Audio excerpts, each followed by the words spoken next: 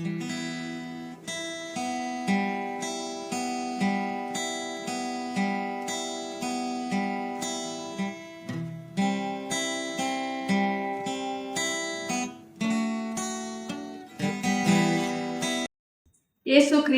అతి పరిశుద్ధ నామంలో మీకు శుభములు తెలియజేయుచున్నాను. ఓబద్యా గ్రంథము 1వ అధ్యాయము 1వ వచనము చదువుకుందాము. ఓబద్యాకు కలిగిన దర్శనము. ఎదోమును గురించి ప్రభువగు యెహోవా సెలవిచ్చున్నది. యెహోవా యుద్ధం నుండి వచ్చిన సమాచారము మాకు వినబడెను. ఎదోము మీద యుద్ధము చేయుదము, లెండని జనులను రేపుటకై దూత పంపబడి ఉన్నాడు. ఓబద్య అనే పేరుకు అర్థము యెహోవాను ఆరాధించేవాడు లేదా యెహోవా యొక్క సేవకుడు. పాత నిబంధన గ్రంథంలో ఓబద్య గ్రంథము చాలా చిన్నది. 12 మంది చిన్న ప్రవక్తలలో ఓబద్య కూడా ఒకరు.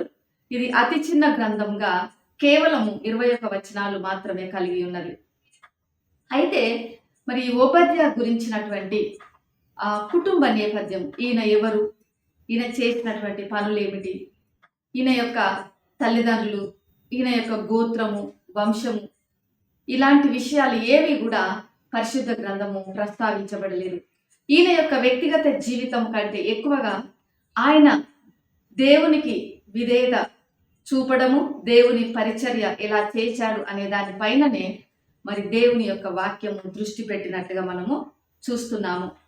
ఇక్కడ ఓబద్య గురించి మనము తెలుసుకోవాల్సింది ప్రాముఖ్యంగా ఏమిటంటే, ఓబద్య చాలా ధైర్యస్తుడు. మనము సాధారణంగా ఇతరుల గురించి మంచి మాటలు చెప్పాలంటే మనకు ధైర్యం అవసరం లేదు.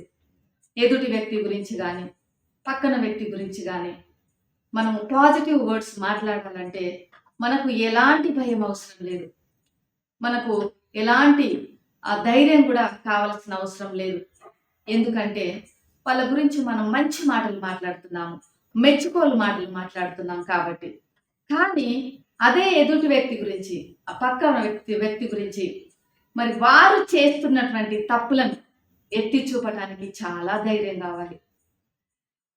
మీరు చేస్తున్నది తప్పు, దేవుడు ఖచ్చితంగా మిమ్మల్ని శిక్షిస్తాడు, మిమ్మల్ని మీరు సరిదిద్దుకోవాలి, లేదా దేవుని తీర్పు మీ పైకి వస్తుంది అని మనము సత్యమును తెలియజేయడానికి మనకి ఎంతో ధైర్యం కావాలి. ఎందుకంటే అవి వారు సంతోషించే మాటలు కావు. వారు చేస్తున్నటువంటి తప్పులను ఎత్తి చూపిన మాటలు. ఎవ్వరు కూడా వారి తప్పులను ఎత్తి చూపడం అంటే ఇష్టపడరు. కానీ ఇక్కడ ఎదోమును గురించినటువంటి వర్తమానాలు మనకు ఈ యొక్క అధ్యాయం అంతా కూడా మనం చూస్తాము. ఎదోము ఏశావు వంశస్థులు. వీరు యాకోబు యొక్క మరి అన్నగారి యొక్క వంశస్థులు.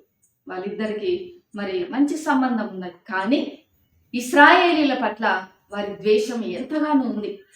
ఇశ్రాయేలీలు యాకోబు సంతానం, మరి ఎదోమీలు అన్న అయినటువంటి ఏశావు సంతానం.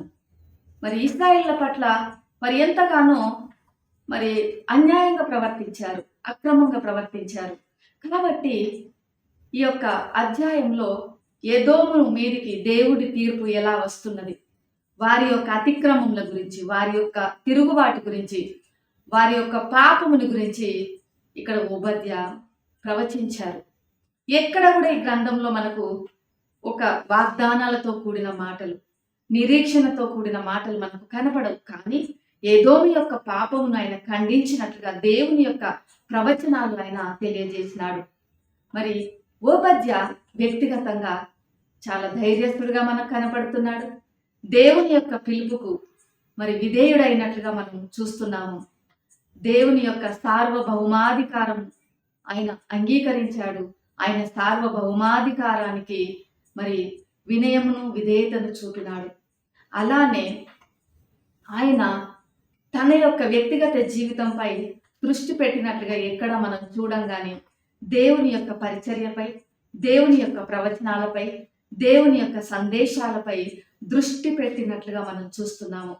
మరి మన యొక్క జీవితాలలో కూడా మనం చూసినట్లయితే ఓబద్య వలె మనం కూడా దేవుని ఆరాధించే వారంగా, దేవుని యొక్క మరి సేవకులంగా, దేవుని పిల్లలంగా మనము పిలువబడినాము. ఓబద్య వలనే మనము దేవుని యొక్క పిలుపుకు విధేయత చూపాలి. ఆయన సార్వభౌమాధికారమునకు మనము వినయం చూపాలి. ఆయన యొక్క మరి కృప కొరకు మనం కనిపెట్టుకోవాలి.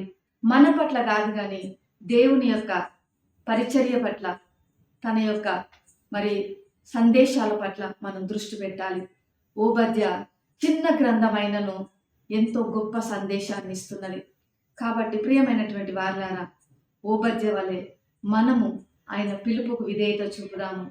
ఆయన సార్వభౌమాధికారం అందు నమ్మకం ఉంచుదాము. మనం పైన కంటే దేవుని పైన, దేవుని యొక్క ఆరాధన పైన మనం దృష్టి పెడదాము. ప్రేమ నమ్మకం గల పరలోకపు తండ్రి, పరిశుద్ధుడా, నీకు వందనాలు చెల్లిస్తున్నాము. ఈ యొక్క ఉదయకాల సమయంలో నాయన ఓబద్య తన పేరుకు తగిన జీవితాన్ని జీవించాడు, నేను ఆరాధించాడు, నీ సేవకునిగా జీవించాడు.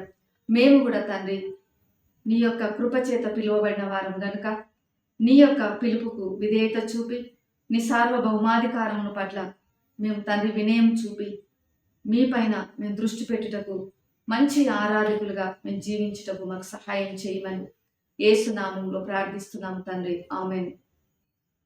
దేవుడు మిమ్మల్ని దీవించును గాక.